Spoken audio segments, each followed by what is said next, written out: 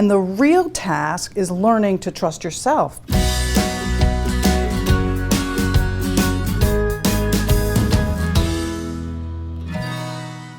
So when it comes to being single, there's lots of personal reasons that keep people stuck. What are the biggest blocks that keep people single, stuck? Is it fear? What's going on there?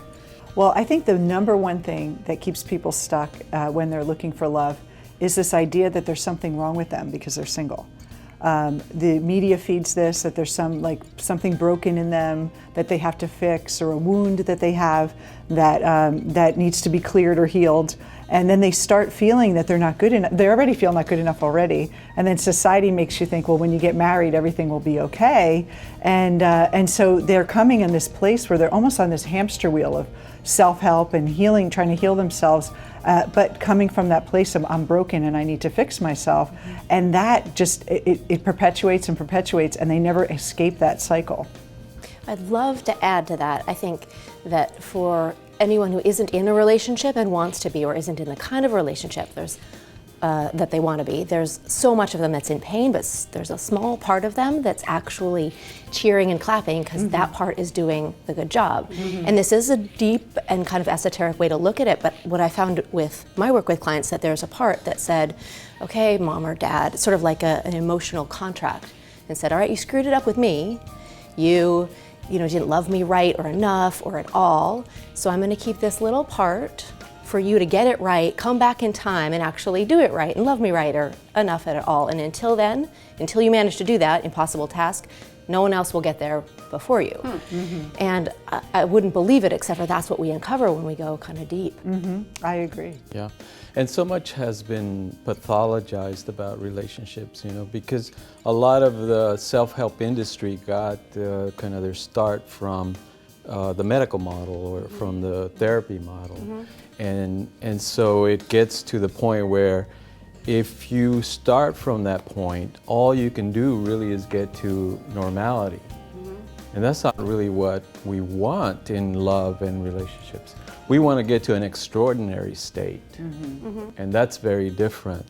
That's talking about human potential and human ability, not about just kind of reaching a stasis of normality.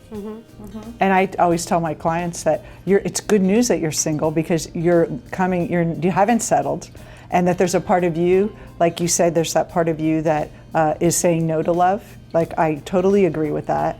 And but there's also the part of them that says, I want an extraordinary relationship and I'm not going to settle. So you're actually in a very unique position of having the full potentiality of an extraordinary relationship, and not having to kind of work through whatever you have already. You can really come from a really clean slate and know yourself and have an extraordinary love. So I always say, this is great news, and now that you can have a path to find it, you should be really excited for your future, because you can really create great love in your life. Yeah, I see people who are usually coming out of another relationship because someone had an affair or they were betrayed on some level. So being single for them is more about learning how to trust. And for some people, they feel like, well, I have to choose someone who can jump through all these different hoops so that I know that I can trust them, so that they're trustworthy. And the real task is learning to trust yourself, because particularly if you've been betrayed, you learn that I can't trust my intuition, I can't trust that inner voice, I can't trust my gut instinct that told me I should have known, I should have listened, maybe I did know and I chose not to see. And so your whole inner voice now is something that you can't trust. And until people learn to trust themselves again, they really can't be in another relationship that they can trust, because that outer projection of I'm looking for someone who's trustworthy, who I can trust, is kind of the wrong direction. Trust is really an inner job. It's really about learning to trust myself again.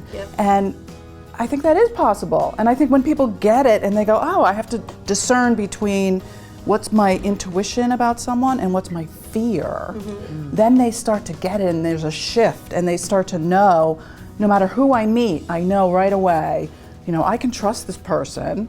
And my fear is telling me he's going to hurt me, but my intuition is telling me, I can really get to know this person. for single people, it sounds like it's hard out there, and getting past their own personal fears and their blocks. Sounds like that's a lot of the work we have to do, and sounds like there's a good reason for you guys to all be in business. Yes.